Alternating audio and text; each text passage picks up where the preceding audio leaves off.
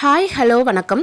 இன்னைக்கு ஸ்ரீ தேவி பாகவதம் அப்படிங்கிற புத்தகத்தில் முதற் பாகத்தில் இருக்கக்கூடிய பரிஷீத்து குமாரன் கேட்ட கதை அப்படிங்கிற கதையை தான் இன்னைக்கு நம்ம இந்த வீடியோவில் பார்க்க போகிறோம். மாமுனிவர்களே, மகாவிஷ்ணுவே பராசர மகரிஷி மூலமாக சத்தியவதி என்ற மங்கையிடம் வேத வியாசராக தோன்றினார்.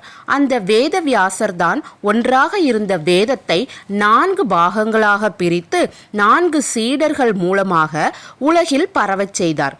வேதங்களை அப்பியசிக்க இயலாத மங்கையரும் பாமரரும் வேத தர்மத்தின் உண்மை அறிவை அடைய வழி செய்ய வேண்டும் என்ற எண்ணத்தால் மகாபாரதம் என்ற இதிகாசத்தையும் 18 புராணங்களையும் வியாசரே இயற்றினார்.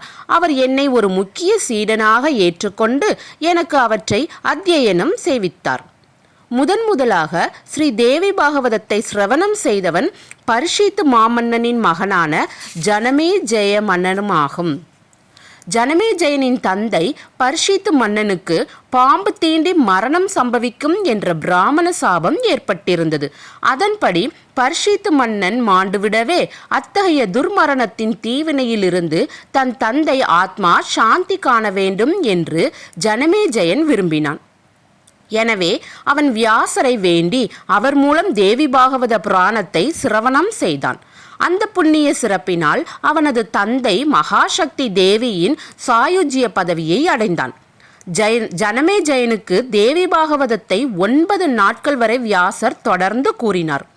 அந்த 9 நாட்களிலும் தினந்தோறும் பராசக்தியை நவாவரண விதியை அனுசரித்து பூஜிக்க வேண்டும் என்ற நியமத்தையும் வியாசரே ஏற்படுத்தினார். 9வது நாளன்று தேவி பாகவதத்தை வியாசர் சொல்லி முடிக்கும் போது ஜனமேஜயனின் தந்தை தேவியின் சாயுஜ்ய பதவியை அடைந்து தன் குமாரனுக்கு காட்சியளித்து, நீயே எனக்கு உண்மையான அருமை புத்திரன். வியாசரது அருளாலும் பராசக்தியின் திருவருளாலும் தேவி பாகவத கதாசிரவணத்தாலும் என்னை துர்மரணத்தின் துர்கதியிலிருந்து விடுவித்தாய். உன் மூலம் நான் தன்யனானேன். புத் என்ற நரகத்திலிருந்து என்னை மீட்ட சத்புத்திரன் நீயே என்று கூறிவிட்டு மறைந்தான்.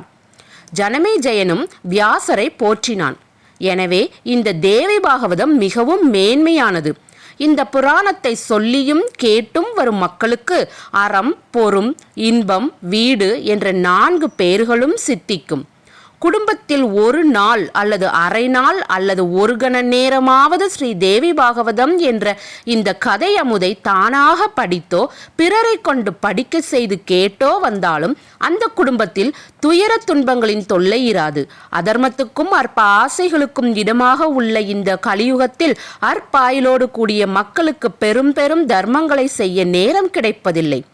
அதை கருதியே வேதவியாசர் ஸ்ரீ தேவி பாகவதம் என்ற இந்த புராணத்தை இயற்றியிருக்க வேண்டும்.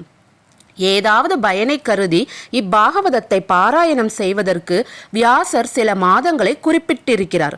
அதாவது ஐப்பசி, சித்திரை, மாசி, ஆடி ஆகிய இந்த 4 மாதங்களை முக்கியமாக குறிப்பிடுகிறார். அதனால் சாரதா நவராத்திரி, வசந்த நவராத்திரி, மகா நவராத்திரி, ஆஷாட நவராத்திரி என்ற 4 விதமான நவராத்திரி புண்ணிய காலங்களில் 9 நாட்களுக்கு நவயக்ய விதிகளை கடைபிடித்து இப்புராணத்தை பாராயணம் செய்து வர வேண்டும். அதனால் எல்லா விதமான புண்ணிய நற்பயன்களும் கிடைத்து விருப்பங்களும் நிறைவேறும்.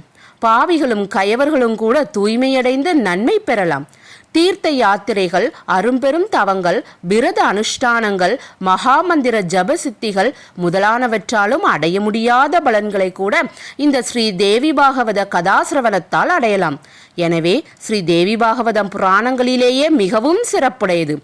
கன்னியா ராசியில் சூரியன் இருக்கும் புரட்டாசி மாத அமாவாசைக்கு பிறகு ஆச்வின சுக்கிலபக்ஷ அஷ்டமியில் ஸ்ரீ தேவி பாகவத மகாபுராணத்தை பொற்பீடத்தில் வைத்து பூஜித்து தேவி பாகவத ரகசியத்தை அறிந்த ஞானவான்களுக்கு தானம் செய்தால் அவ்விதம் செய்தோன் தேவியின் சாயுஜ்ய பதவியை அடைகிறான்.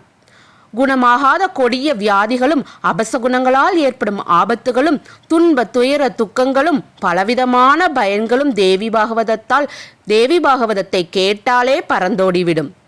புத்திர பேரு உண்டாகும். இது படிக்கப்படும் வீடு தூய்மையாகவும் குடும்பம் ஆனந்தமயமாகவும் இருக்கும். இதை படிக்கிற வேதியன் வேத பண்டிதங்களில் முதன்மை பெறுகிறான்.